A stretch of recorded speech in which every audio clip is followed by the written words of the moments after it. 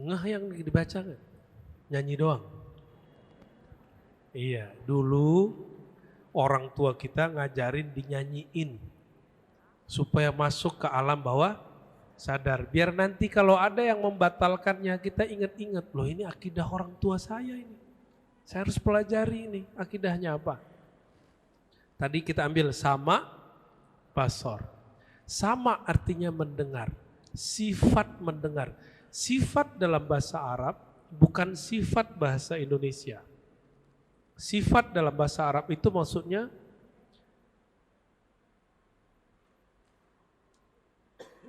kemampuan yang ada pada zat, tapi dia bukan di zatnya.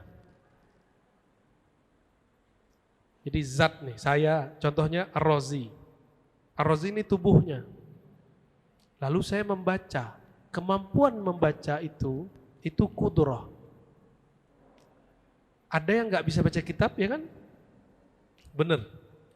Ini separuh lebih nggak bisa baca kitab. Kecuali kitab Al-Quran. Ya. Kudrat, kemampuan membaca itu ada pada saya, nggak ada pada antum. Tapi bukan berarti yang tidak bisa baca zatnya kurang. Antum tetap utuh kan? Nah, paham? Nah, ini namanya atribut kalau dalam bahasa Inggris. Allah itu mendengar dengan sama, bukan dengan zat. Paham nggak paham? Paham aja ya. Karena ada bahayanya. Kalau yasma' bizatihi, mendengar dengan zat, mendengar dengan sama, itu lain. Coba dengarkan hadis ini. Apa kata Allah? Apabila aku telah mencintai hambaku, kuntu, aku menjadi samanya pendengarannya, dia mendengar denganku. Jika seperti ajaran Mu'tazilah, mendengar dengan zat, maka benarlah kata orang bersatu dengan Tuhan. Wali-wali Allah bersatu dengan Tuhan. Mungkinkah makhluk bersatu dengan Khalik? Enggak mungkin. Akidah Ahlussunnah mengajarkan kuntu sam'ahu alladzi yasma'u bih. Bahwa Allah mendengar dengan sama bukan dengan zat. Sehingga jika wali-walinya diambil oleh Allah, dirubah cara mendengarnya. Tadi dengar pakai telinga ini, sekarang mendengar dengan sama Allah. Dia tetap hamba. Dia tidak menjadi Tuhan. Sehingga ajaran Syekh Siti Jenar enggak disalahpahami. Ajaran Al-Hallaj tidak salah pahami. Kalau di Kalimantan ada namanya Tuan Haji Abulung. Ya, Syekh Abulung, Datuk Abulung, Syekh Abdul Hamid, sama dengan Hallaj. Paham di situ? Sifat pertama yang kita baca apa? Wujud. Wujud itu sifat, bukan zat. Walaupun itu sifat zat. Ya, baik. Wala syai'a mithluh. Ya. Wahidun la syarikalah itu wujud, qidam, baqa, khalafatul hal. Nanti diurai lagi di bawahnya. Wala syai'a mithluh. Tidak ada yang serupa dengan Allah, baik sifatnya ataupun zatnya, perbuatannya, namanya. Kalaupun ada nama yang sama, itu cuma ibaratnya, isinya lain.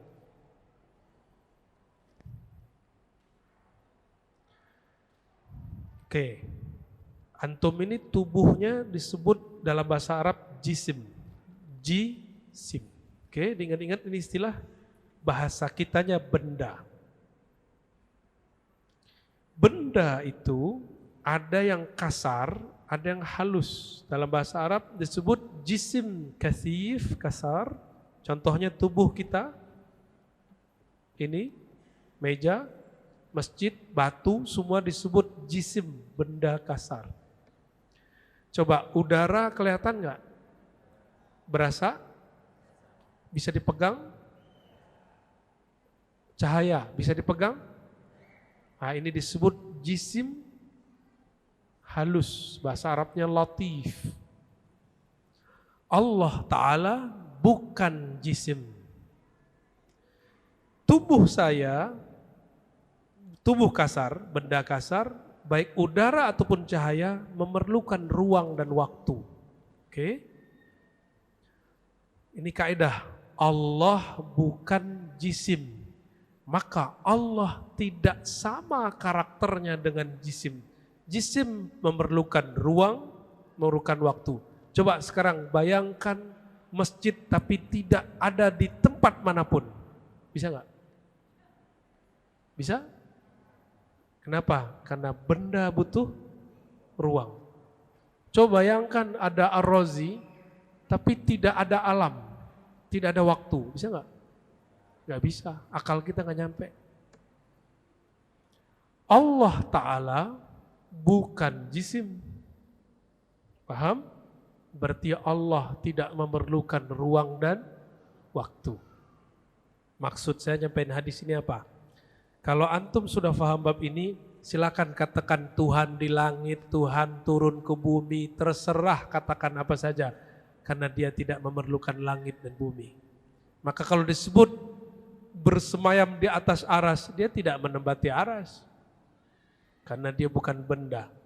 Cuma kalau nggak paham bab ini, sebaiknya hindari kata-kata dia yang di atas.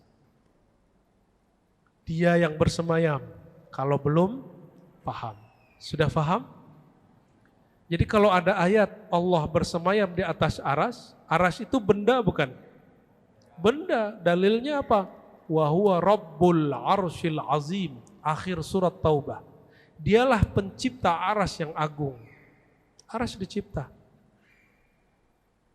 Jadi gak usah dibayang-bayangkan Allah duduk di atas aras. Kalau ada yang duduk di atas aras makhluk, Allah gak perlu duduk. Ada hadis, Allah turun sepertiga malam terakhir ke langit dunia. Kalau tadi di atas aras, nyiut dong, ciut, kan mengecil. Itu kalau pakai akal-akalan, makanya kita cut dari depan. Bahwa dia bukanlah benda. Jika disebut turun, bukanlah turun dari atas ke bawah memenuhi ruang dan waktu. Paham ya?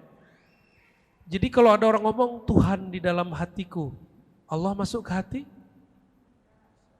Bisa? Emang bisa? Nggak nyambung. Yang benar Allah menatap ke dalam kolbuku baru bisa. Bukan Allah menempati kolbu.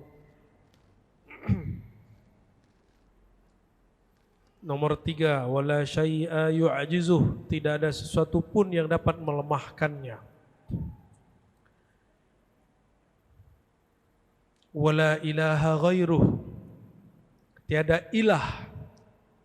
Apa beda ilah Rabb dengan Malik? Qul a'udzu birabbin nas, malikin nas, ilahin nas. Apa bedanya? Qul a'udzu birabb, Rabb dulu. Alhamdulillahi rabbil, apa arti Rabb? Sesembahan ilah. Rabb yang maha mencipta dan mengatur. Jadi yang ngatur kita duduk di sini siapa? Allah. Oke, itu Rabb. Coba, antum ngatur gak uban kapan tumbuh? Enggak. Darah ngalir mana aja? Ngatur gak? Jerawat, ada yang masih jerawatan? Tumbuh gak tumbuh? Itu siapa yang ngatur? Rob. Coba ngomong ke dalam diri, wahai uban, jangan tumbuh duluan. Bisa gak? Ternyata saya dan kita semua tidak sanggup mengatur diri sendiri. Maka kita ini bukanlah Rabb. Kita ini marbub, hamba yang diatur oleh Allah Subhanahu wa ta'ala. Bapak umur berapa? 52. Udah mulai ubanan ya? Ya, pengennya muda terus kan 25. Pengennya. Kita nggak sanggup menahan arus umur. Karena Allah mengatakan anad dahar, Akulah yang mengendalikan waktu. Aku yang mengendalikan waktu, bukan kita. Mau disuntik botok nggak ngaruh, Pak. Qadimun. Nah, jadi ilah yang disembah, Malik yang berkuasa memiliki. Nama ini ada 3, tapi yang punya nama kok bisa? Bapak di rumah panggilannya Bapak apa?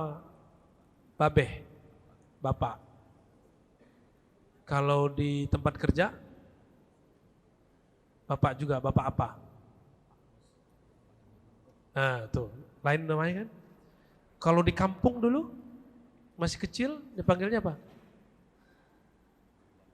Ya, panggil Tong. Ya. Di sekolah kita dipanggil dengan nama. Di rumah kalau suami, istri, panggilannya sudah beda. Orangnya satu. Kalau Bapak punya pekerjaan lebih dari 1, jabatannya lebih dari 2, nama jabatannya berlainan tapi orangnya 1. Maka ilah, Rabb, Malik itu nama jabatan Allah. Nama jabatan Allah. Allah Subhanahu wa ta'ala. Jadi jabatannya banyak. Jadi yang banyak-banyak jabatan lagi niru-niru Tuhan tuh ya. Qadimun bila ibtida'in, nomor 5. Dia maha qadim, maha awal tanpa permulaan. Daimun bila intiha, maha abadi tanpa akhir. Di sifat 20, Allah wujud, qidam, baqa. Nah, coba dibuka halaman yang 10.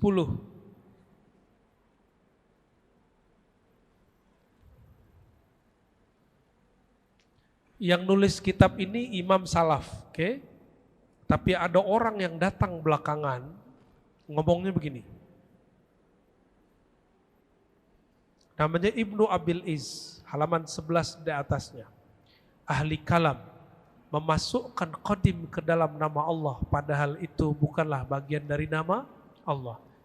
Wa qad adkhala al-mutakallimun fi asma'illahi ta'ala al-qadim wa laysa huwa min asma'illah. Itu kata siapa? Ibnu Abil Iz. Ibnu Abil Iz ini murid Ibnu Qayyim murid Ibnu Taimiyah imam Salafi. Jadi orang-orang Salafi nggak percaya qadim nama Allah. Dulu kiai-kiai kita di pesantren kalau istighosah salah satu bacaannya ya qadim, ya qadim, ya qadim. Ya, itu bagi mereka bid'ah. Coba kita cek lagi. Di bawah halaman 11. Wa amma idkhalul qadim fi asma'illahi ta'ala. Adapun memasukkan nama qadim ke dalam nama Allah. Masyhurun inda aksari ahli kalam. Masyhur di kalangan ahli kalam. Wa qad ankara dzalika katsirun minas salaf. Ulama salaf banyak mengingkarinya. Yang ngomong siapa nih? Lain lagi. Dinukil dari Ibnu Hazm yang nulis Ibnu Abil Iz. Lalu diulang lagi oleh Albani. Diulang oleh pengikut-pengikutnya sekarang. Saya cuma tanya, mereka ini bukan ulama salaf. Ibnu Abil Iz abad ke-8, Tahawi abad ke-3. Yang salaf siapa? Tahawi. Imam Tahawi ngomongnya apa? Kembali ke kitab awal. Qadimun bila tidak. Allah itu bernama qadim, bersifat qidam tanpa permulaan. Salaf enggak? Jadi yang benar salaf menyebut qadim nama Allah bukan? Ya, menyebut qadim sebagai nama Allah. Tapi biasa mereka buat klaim-klaim ya.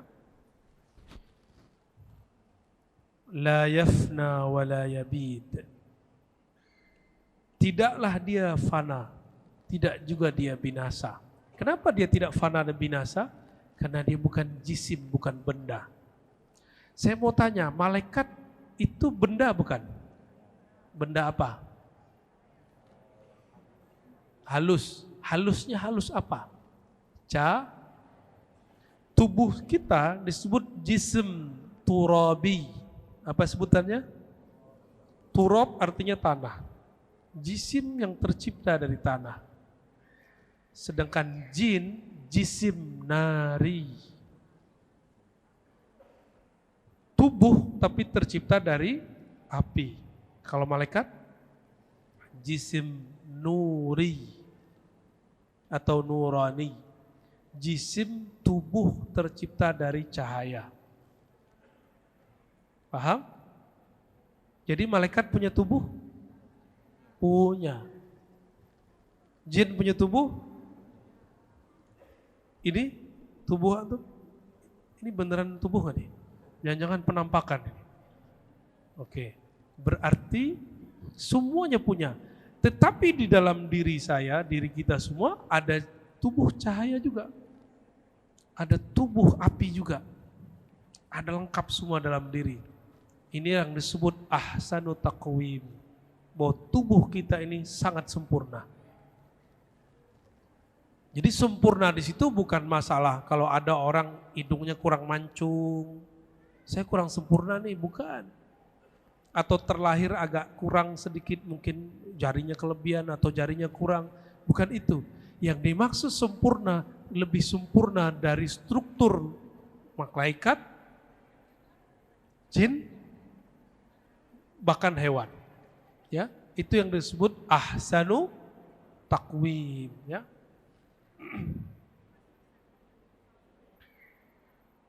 Karena Allah bukan tubuh cahaya, bukan tubuh api, bukan tubuh tanah, maka dia tidak pernah yafna wala yabid, tidak akan pernah binasa dan rusak. Ya, jadi yang rusak itu siapa? Dia malaikat bisa rusak? Bisa. Jin bisa rusak? Bisa. Orang tengkar sama jin mati, jin bisa. Karena jin itu panjang-panjang umurnya. Maka jangan-jangan sampai sekarang masih ada jin yang ketemu Rasulullah yang masih hidup. Jangan-jangan, wallahu, dia lagi nunggu imam akhir zaman. Wallahu a'lam bishawab. Dalilnya apa? Saya ketemu dalam riwayat Abu Nuaim, Umar bin Abdul Aziz masuk ke suatu lembah dan dia dipanggil. Dilihat orangnya nggak ada. Tahu-tahu orang itu datang, tapi nggak kelihatan juga. Apa kata dia? Saya adalah jin yang dulu menemani Isa alaihissalam. Tuh, Umar bin Abdul Aziz. Jin zaman Nabi Isa masih ada zaman Umar bin Aziz. Berarti umurnya sudah 600-an tahun. Jadi ada jin berumur 1000 dan hari ini ikut ngaji. Ada yang ikut ngaji, Pak? Tapi nggak usah antum pelototin ya.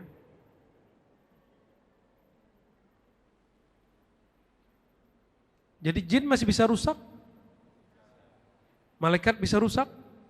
Maka ada kiamat nanti, kiamat terakhir nanti malaikat juga mati. Kecuali malaikat maut, dia diperintah Allah untuk mencabut nyawanya sendiri. Ya, terakhir yang mati itu malaikat maut. Itu eman sekali, nyabut nyawa sendiri. Apa kata malaikat maut? Ya Allah, kalau aku tahu begini rasanya dicabut, aku tidak berani mencabut nyawa seorang mukmin. Gak berani dia. Tapi sekarang dia gak tahu itu ya. Wala yakunu illa ma yurid. Tidak ada yang terjadi kecuali semua kehendaknya. Kita duduk siang ini, pagi ini, kehendak Allah bukan? Ya, ini bukan jabariyah ya, bukan jabariyah, bukan serba takdir. Kita taat kehendak Allah, kita maksiat pun kehendak Allah. Cuma antum harus beradab. Kalau bermaksiat jangan bilang ya Allah ini kehendakmu. Itu su'ul adab. Gak boleh. Itu zindik. Walaupun secara hakikat benar. Iblis itu dia pakai ilmu hakikat. Benar, tapi dia su'ul adab, maka dia zindik. Iblis itu disebut iblis Iblis sebutan untuk jin yang dulu kemudian berpangkat malaikat. Sedangkan manusia disebut zindik. Sama artinya, jauh dari kebenaran. Al-ba'id anil haq, yang jauh dari kebenaran. Wala yakunu illa ma yurid. Jadi apapun yang terjadi pasti izin Allah. Kalau ada di alam semesta ini sesuatu terjadi selain izin Allah, berarti ada Tuhan selain Allah. Disinilah terjebaknya kelompok Mu'tazilah dan kelompok sok-sok liberal hari ini. Apa kata mereka? Oh, maksiat itu bukan Allah kehendak. Pengen mensucikan Allah tapi salah kamar. Kata mereka, Allah hanya menghendaki kebaikan. Coba, Allah hanya baik-baik. Kalau antum menghendaki baik dan buruk, berarti kehendak antum lebih banyak dari kehendak Allah. Ya, benar. Nih, saya ulang lagi nih. Kata kelompok Mu'tazilah dan semi-semi liberal sekarang, begitu juga kelompok Syiah Itsna Asyariyah mengajarkan bahwa Allah hanya menghendaki kebaikan.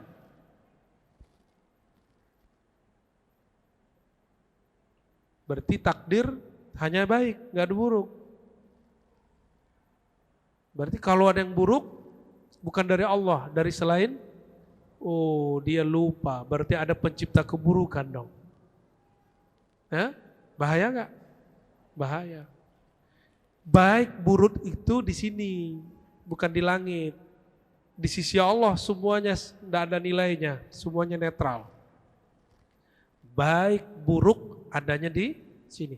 Jadi semua yang terjadi ini di sisi Allah tidak disebut baik, tidak disebut buruk, kecuali disebutkan kaitannya dengan kita. Contoh, ada yang punya rumah makan, kalau rumah makannya rame, takdirnya baik nggak? Kalau lagi sepi, buruk. Kita sepi, samping kita rame. Gimana? Berarti yang di samping, takdirnya baik, begitu. Terus kita buruk.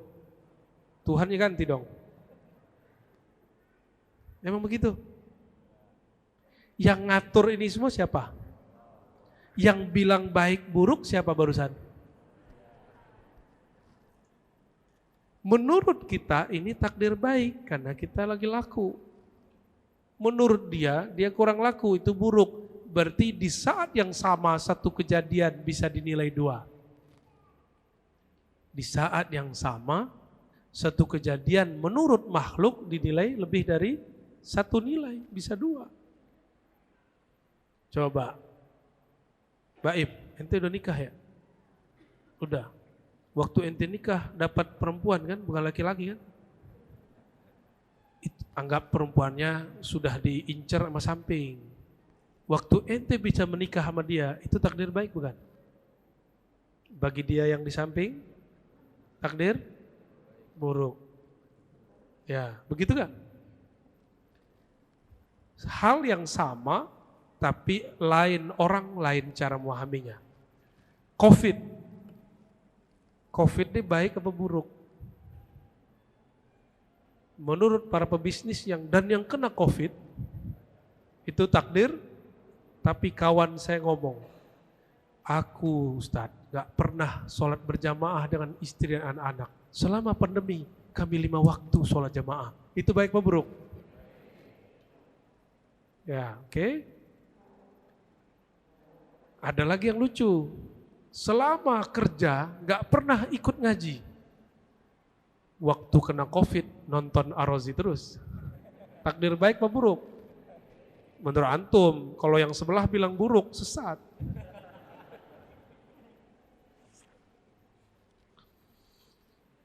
Yang punya alam ini siapa? Suka-suka dia dong. Bukan suka-suka kita. Yang disebut meridhoi takdir, terima baik atau buruk menurut kita. Udah pernah mengalami takdir terburuk belum? Bisa gak memahaminya bahwa itu tetap baik? Berat loh ya, berat sekali.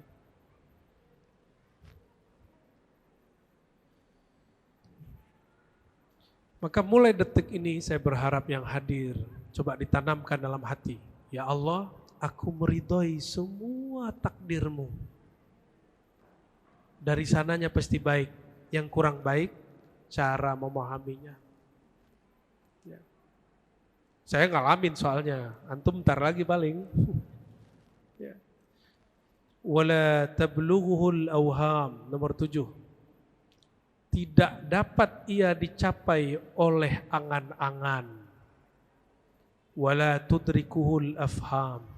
Tidak dapat dicapai oleh pemahaman. Maka Allah tidak boleh dipikir-pikirkan. Cukup sebut namanya, rasakan saja sensasinya. Tidak usah dibayang-bayangin. Allah itu di atas, Allah berwarna. Allah tidak di atas, tidak di bawah, tidak berwarna, tidak bertempat. Kenapa? Itu wilayah akal. Allah tidak dapat dicapai oleh akal. Bukan berarti nggak masuk akal. Nggak masuk akal, ada dua sekaligus Tuhan. Tuhan ada dua, itu nggak masuk akal. Tidak sampai oleh akal antum, bukan berarti nggak sampai oleh akalnya wali. Gak sampai di akalnya wali, bukan berarti gak sampai di akalnya nabi. Gak sampai di akalnya nabi, bukan berarti gak sampai di akalnya rasul.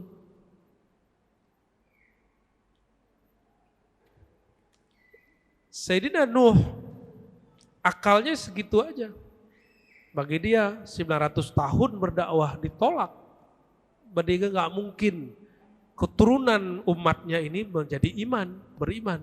Bagi dia nggak mungkin menurut akal Nabi Nuh. Tapi Nabi Muhammad ketika diserang, diusir orang Taif, di akal Nabi Muhammad masih mungkin keturunannya beriman. Tuh, beda akal kan? Allah suka-suka aja buat takdir. Tapi ingat, la yukhliful mi'ad. Allah tidak pernah melanggar janjinya. Dan Allah tidak pernah zalim. Jadi jangan berpikir Allah tidak adil. Antum mau keadilan Allah? Mau keadilan Allah? Pasti semuanya masuk neraka. Jangan pernah minta keadilan Allah. Semuanya masuk neraka. Adil itu apa sih? Apa adil?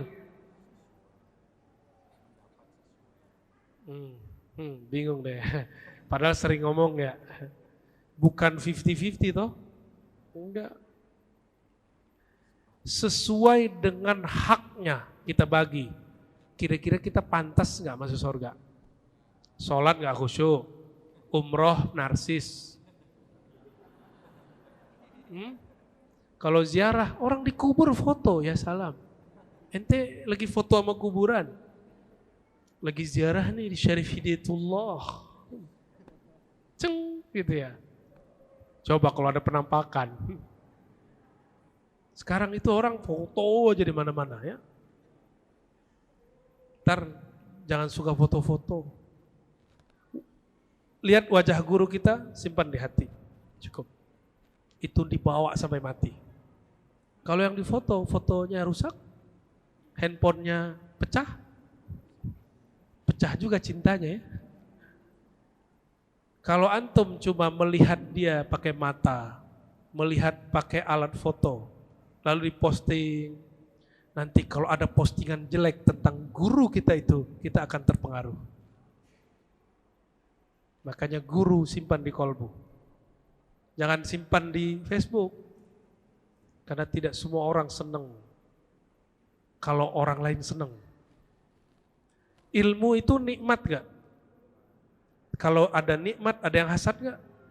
Pasti ada yang hasad. Antum ikut daurah begini ada yang hasad. Gak ridho, ngaji sama saya itu pasti ada yang gak ridho. Pasti ada. Ya. Ini bukan nakut-nakutin ini. Ya. Jadi Allah tidak dapat dicapai dengan rasio apapun. Kenapa tidak sanggup? Otak yang kita punya umurnya berapa tahun? Berapa tahun umur otaknya, Mas? 27, seumur sama badan. Tambahin 9 bulan dong. Lupa dia udah pernah 9 bulan di perut. Korupsi ente. 27 tambah 9 bulan. 28 lah ya. Berarti otak ente baru 28 tahun. Allah sudah ada sebelum itu. Maka akal gak sanggup, otak gak sanggup membayangkan Allah. Gak usah deh bayangin Nabi Adam, bisa gak? Itu gak bisa, apalagi bayangin yang ciptain Nabi Adam. Wala yushbihuhul anam. Tidak ada ciptaannya yang menyerupainya. Hayyun la yamut. Dialah yang maha hidup. Qayyum la yanam. Yang maha mengurusi makhluknya dan tidak pernah kelelahan. Coba panitia kecapean nggak? Ngos-ngosan ya? Ya, bener. Tanda orang kecapean ngantuk. Ngantuk. Bener? Nemenin saya, antum capek loh. Lihat aja samping saya. Tadi 5 menit langsung hilang. Saya maklumi, dia capek nemenin saya. Ya.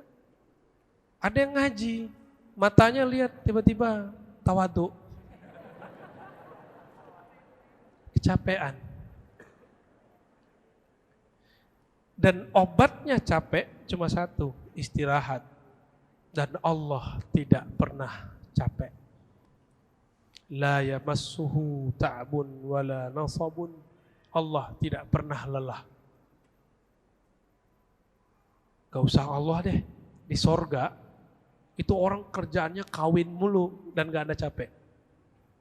Udah kawin mas? Udah nikah? Belum? Ente belum tahu rasanya capek. Dunia, nikmatnya dunia capek. Puncaknya nikmat capek tidur. Tapi di akhirat gak ada capeknya. Sampai bosen sama bidadari. Bosen sudah, akhirnya bingung, ya Allah, udah bosen ya Allah. Engkau itu apa ya Allah? Lalu mereka carilah jalan menuju Allah. Ujung-ujungnya ngaji lagi, maka di sorga, ente ngaji lagi ntar. Nyari ilmu cara ketemu Allah. Jadi enggak sembarangan ketemu Allah, mati ketemu Allah, enak amat. Kalau gitu saya mati sekarang aja. Enggak begitu. Orang mati, ada yang dihadapinya, ketemu ini dulu, baru ketemu Allah. Ya. Ada yang mau mati sekarang? Orang yang bunuh diri dia kira masalah selesai. Di sono banyak masalah. Hayyun la yamut. Dialah yang maha hay. Orang yang zikir ya hayyu ya qayyum setiap hari 40 kali ba'da salat, 200 sehari, Allah akan terbitkan cahaya di kolbunya selama 40 hari. Amalin ya. Khaliqun bila hajah. Dia mencipta tapi dia tidak memerlukan ciptaannya. Nah, ini menjelaskan makna ayat wa ma khalaqtul jinna wal insa illa liya'budun. Baca ayatnya coba. Wa ma sama-sama. Enggak hafal ya? Hafalan antum parah emang ya. Wa ma khalaqtul wal insa illa, ulangi, wa ma, tidak aku ciptakan jin manusia makhluk kecuali untuk menyembahku. Beberapa penulis kitab Tahawi mengira Allah bertujuan mencipta makhluk dengan tujuan tertentu dan itu kesesatan mereka. Allah mencipta tidak perlu ada hajat dan tujuan. Kalaupun tujuannya bukan untuk dirinya, tapi untuk si makhluk itu sendiri. Karena yang masih punya tujuan berarti belum sempurna.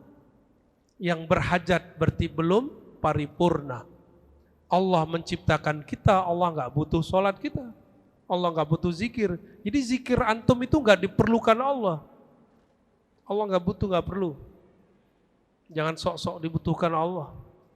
Ya. Udah nggak khusyuk, sok-sok dibutuhkan Allah lagi. Ya. Jadi Allah menciptakan makhluk untuk apa? Untuk si makhluk itu sendiri. Supaya si makhluk itu sempurna. Liya'budun, kesempurnaan makhluk ketika dia menyembah Allah dan mengenalnya. Liya'budun. Jadi li di situ untuk, bukan berarti Allah bertujuan untuk dirinya, berhajat untuk zatnya. Tidak. Ya. Razikun bila mu'nah.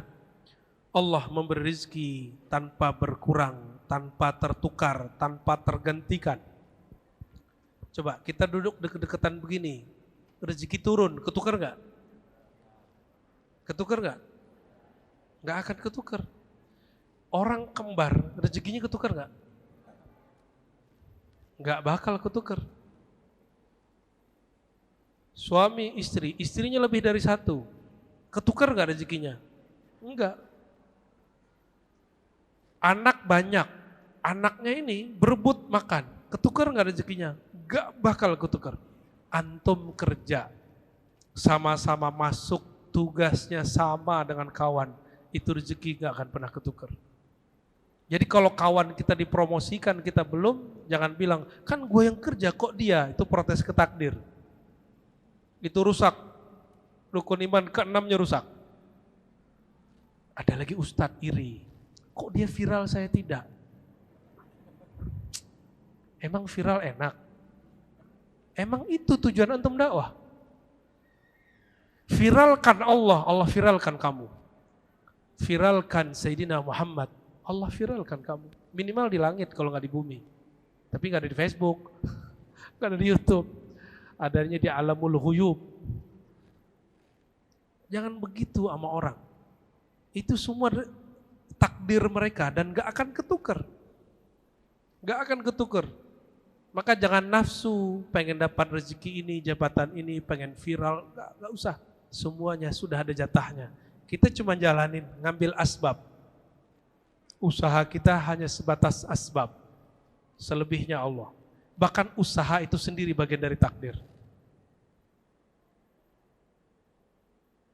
Semenjak dengar ini, masih bakal iri sama orang nggak? Jadi faedah memahami bab ini, antum gak akan iri lagi dengan siapapun. Ada mbak-mbak datang ke saya, dia curhat, pengen nikah sama si fulan. Tahu-tahu dia ambil sama temennya sendiri. Keluarlah satu lagu, apa lagunya? Nggak tahu deh lagunya apa. Dikhianati sahabat sendiri, ya salah. Dia lupa, nikah itu bab rezeki, gak akan ketukar. Udah deket, udah pacaran 12 tahun, gak jadi. Gak tahu udah ngapain aja tuh ya. Kalau enggak rezeki gak dapat, gak akan dapat. Mumitun bila makhafah. Allah kalau mematikan gak ada rasa takut. Kalau kita takut. Ba'ithun bila masyaqqah. Jika Allah nanti membangkitkan, mengembalikan hidup kita semua, maka Allah membangkitkan tanpa kesulitan. Gak perlu, bahannya sudah ada semua. Jadi antum kalau mati semua, itu Allah sisakan bagian tulang ekor. Lalu tiba-tiba ada hujan. Hujannya seperti hujan, airnya seperti air nutfah, air sperma. Tapi bukan sperma. Lalu Allah ciptakan di situ tanpa ada perkawinan, langsung menjadi tubuh. Bertahap, bertahap, bertahap, bertahap. Sayyidina Ibrahim bertanya kepada Allah, ya Allah, itu gimana caranya engkau menciptakan tubuh yang sudah hancur? Allah bertanya, kamu kurang percaya Ibrahim? Enggak ya Allah, cuma pengen tenang. Cukup Nabi Ibrahim yang minta, ya antum jangan ya. Kata Nabi Ibrahim, ya Allah, liyatma'inna qalbi. Aku ingin hatiku tenang. Lalu Allah mengatakan, oke, ambil beberapa tuyur, apa arti toir, burung. cincang-cincang, habis disembelih cincang, lalu bagi di banyak gunung. Udah dibagi di banyak gunung. Berarti tubuhnya mencar-mencar enggak? Mencar-mencar. Lalu kata Allah, "Hai Ibrahim, panggillah burung itu." Tuh, itu ilmu Nabi Ibrahim tuh. Manggil yang udah mati bisa hidup lagi. Dan semuanya nyatu, kayak seperti di film. Semuanya dan jatuh. Enggak ketukar tubuh yang satu dengan tubuh yang lain. Maka Nabi Ibrahim mengatakan, "Lihat ma'inna qalbi, hatiku sudah tenang ya Allah." Berarti iman gak boleh nambah, gak boleh kurang. Nah ini penting, ini saya ulangi. Iman itu terbagi dua, ada pokok, ada cabang. Tolong dibuat peta-petanya di kepala ya. Ada pokok, ada cabang. Bahasa Arabnya ada usul, ada furu. Usul pokok, furu cabang. Pokoknya iman, tasdik fil qalb, membenarkan di dalam hati. Percaya. Sedangkan cabangnya, lisan yang bersaksi, tubuh yang beramal. Itu cabang. Lisan yang bersaksi, tubuh yang beramal. Harta yang disedekahkan, itu cabang iman. Coba lihat, kalau tubuh kadang sholatnya banyak, kadang dikit, benar? Ya, sedekah kadang banyak, kadang dikit. Banyak berarti cabang imannya sedang banyak. Kalau dikit berarti cabangnya lagi sedikit. Jadi kalau ada orang mengatakan imannya lagi naik, itu cabang iman. Sedangkan usul iman gak boleh naik, gak boleh turun, dia harus tetap. Gak boleh bertambah, gak boleh berkurang. Kata Sayyidina Ali, seandainya terjadi apa saja, matahari terbenam apa dari di timur apa, nggak ngefek kepada imanku. Terjadi emas, ambil kerikil, set jadi mutiara, nggak merubah imanku. Karena iman nggak boleh nambah, nggak boleh kurang. Sudah punya iman yang begitu belum?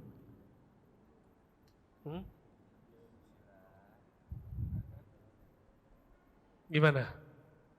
Berarti kita lagi belajar iman. Cabang pokok. Di cabang itu berkaitan dengan fikih. Syahadat, lisan, sholat, fikih. Nyoblos masuk mana? Nyoblos. Kan ada tuh udah muncul tuh ya, Anies, Ganjar. Udah mulai banyak muncul tuh. Prabowo, siapa lagi? Banyak tuh calon-calon. Nyoblos masuk ke mana? Masuk ke iman? Sejak kapan pemilu masuk ke iman?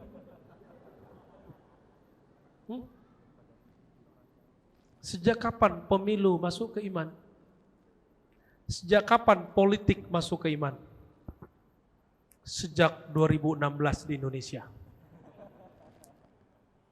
Sampai sedih kita di Jakarta, ada orang beda pilihan gak disolatin di masjid. Konyol kalian itu, gak belajar akidah. Malu kepada Allah, kepada Rasul. Gak ada orang belajar akidah Ahlussunnah begitu. Tapi betapa pintarnya si politikus-tikus itu. Ya, akhirnya menjebak dan menyesatkan umat. Beda politik, akhirnya beda iman.